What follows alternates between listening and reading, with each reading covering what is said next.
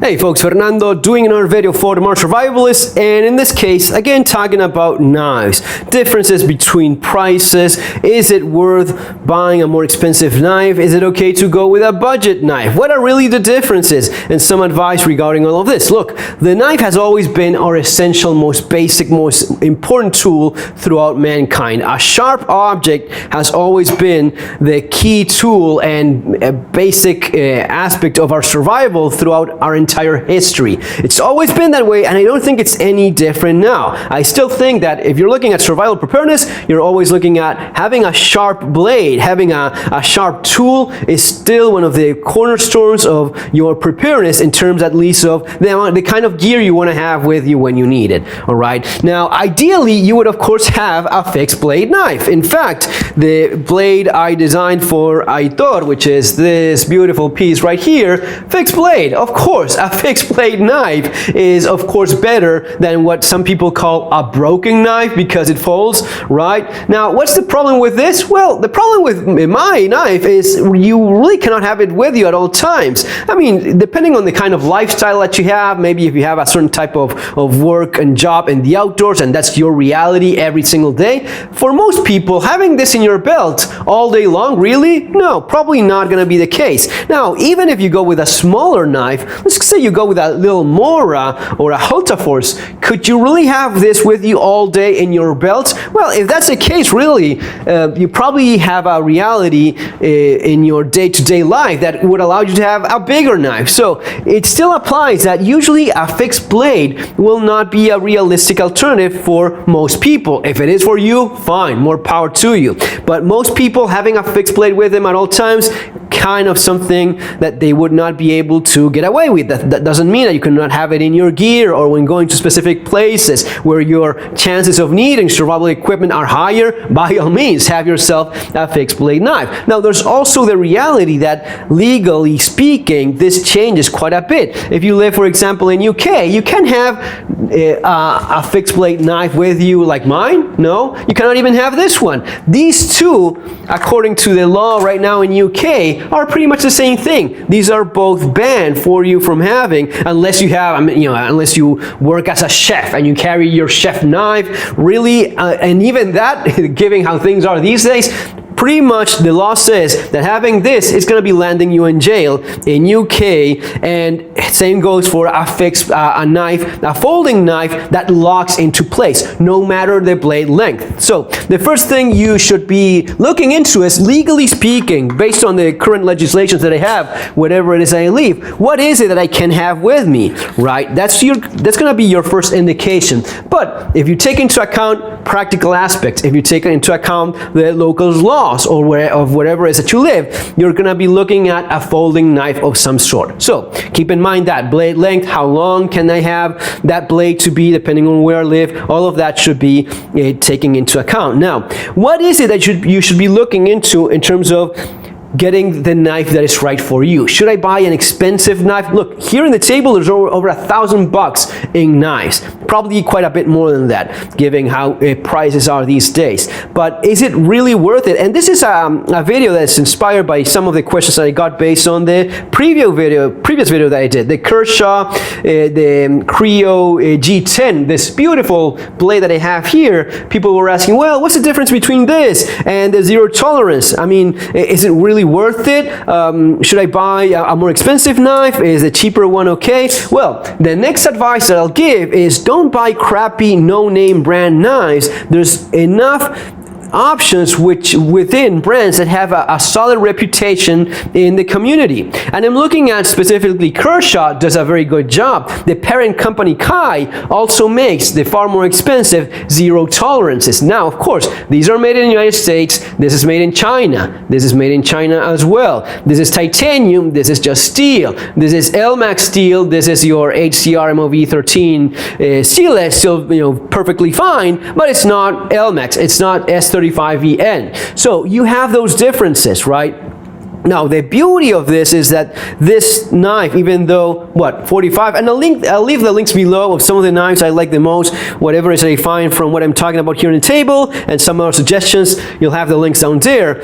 But the beauty of this is you can take advantage of the design from the same guy that made these two with a more budget-friendly knife. Rick Hender, who designed this nice blade. I mean, there's really not much to go wrong here. You have a solid frame lock, you have G10 quality material. Sure, I have G10 here as well, but you know what? This is a much larger knife, and this has a lot more work. This has a lot more hours put into it just to make all of these details in the titanium, in the G10, in the blade itself. Smaller knives make not only use less materials, there's also less craftsmanship hours involved in getting them done. Besides, made in China, made in US. You know, do the math on how much it costs on those two, right? But you can get a very fine knife for a reasonable price. The same goes for some of the other designs that they have. The same goes for some of the more affordable knives in the line of Cold Steel. Now, Cold Steel, Lynn Thompson sold Cold Steel recently, so probably there's going to be a few changes.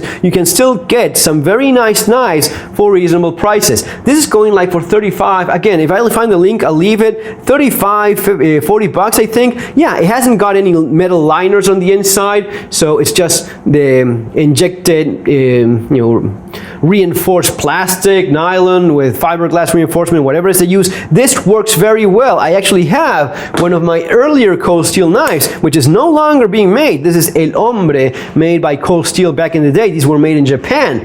Very good quality knife. This has no metal. This is just polymer, and it still holds on perfectly fine without a problem. So if you look at, for example, your Spyderco, yeah, this will have an a bit of a skeletonized metal frame on the inside, which makes it more solid. Sure, it's also, you probably noticed this, it's a lot thicker too. Well, maybe not a lot thicker, but it's mostly about a matter of, yeah, you're buying something, it's going to be quite a bit more expensive, so this is going to be 2 times or 3 times as much as this one, so you get those nicer things. You also get a nicer steel, right? But you definitely can take advantage of quality knives in their budget lines.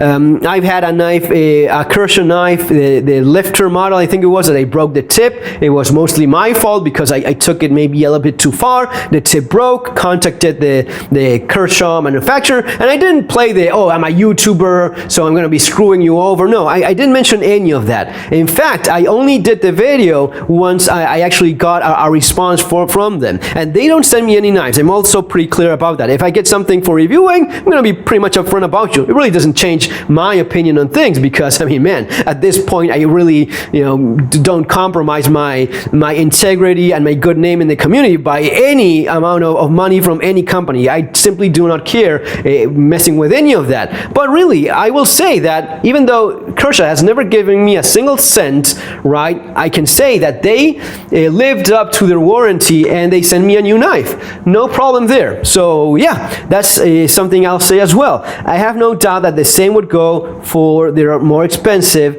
zero tolerance knife. So in this case, this is the 561. 561 is the one with a sand G10. The 560 is the one with a black G10, if I remember correctly. One of the most beautiful knives designed ever. I think it is the most beautiful knife, the most beautiful folder that is. I just love this thing, and there seems to be a lot of people that agree. I think this won the Blade magazine knife of whatever year. Anyway, very beautiful knife. Now, does this mean that it's going to be doing anything special that a more affordable knife wouldn't? I mean, I could compare this very much so with, this is a great folder, right? Great knife.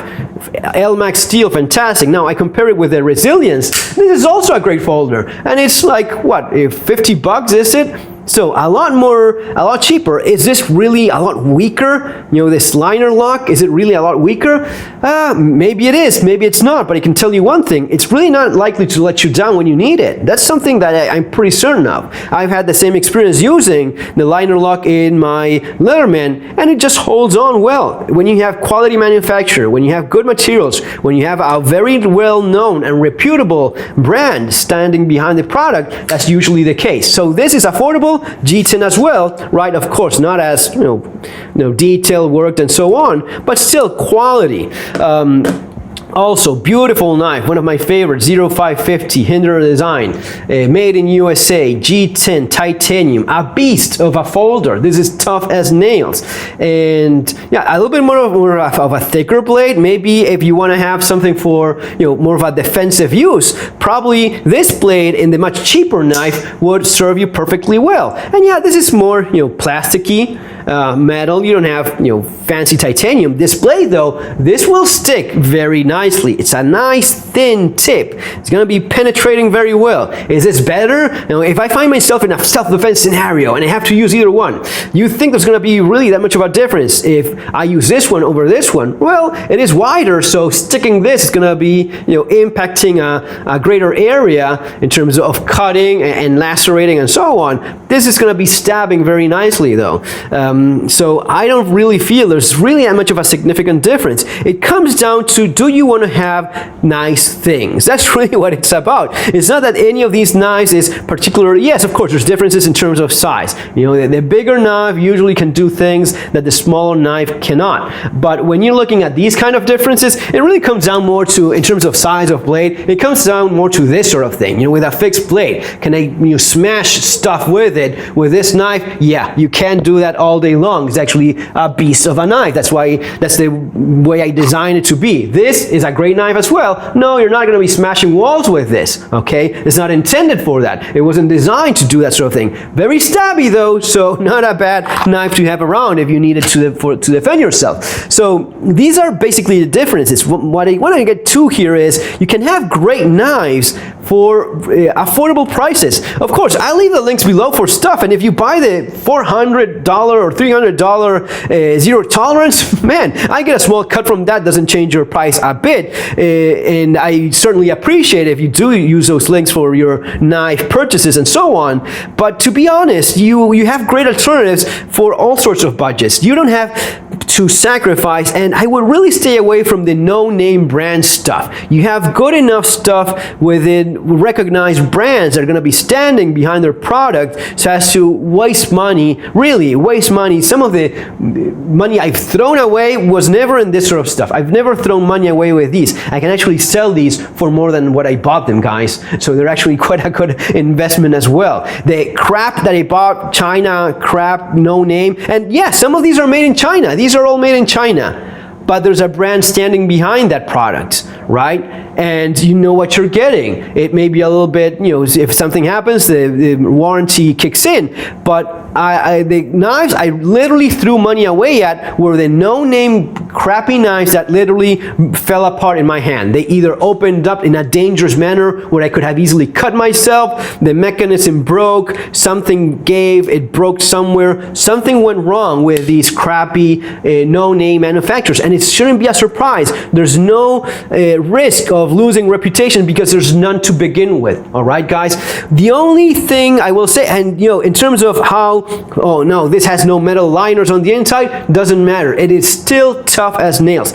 This one, I really haven't used it all that much. This one I carried for years from Cold Steel as well. No metal there. All, injected molded plastic, reinforced fiberglass or whatever it is. You have the same thing with this knife. I've literally carried this knife for years, probably over a decade in my pocket.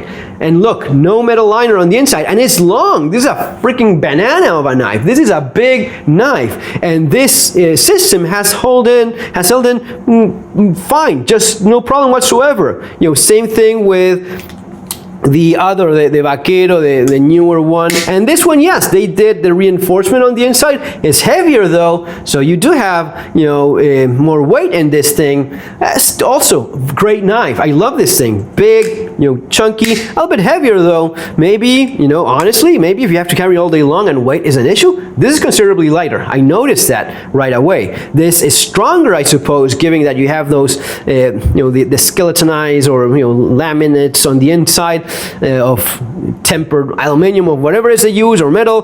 This is just perfectly fine. The only exception for these things is multi-tools. In multi-tools, I really haven't found something that I can say, man, it is pretty much the same. Go with a cheap one, which is going to be serving you perfectly as well, just as well as a more fancy multi-tool. No, that is not the case for multi-tools. They're a lot more complex, there's a lot more involved, fit and finish matters a heck of a lot more, and usually there's no workaround in terms of having all of this detailed stuff fit and function correctly and doing it by some random Chinese dude at a very affordable price. That's really not how that's going to be working.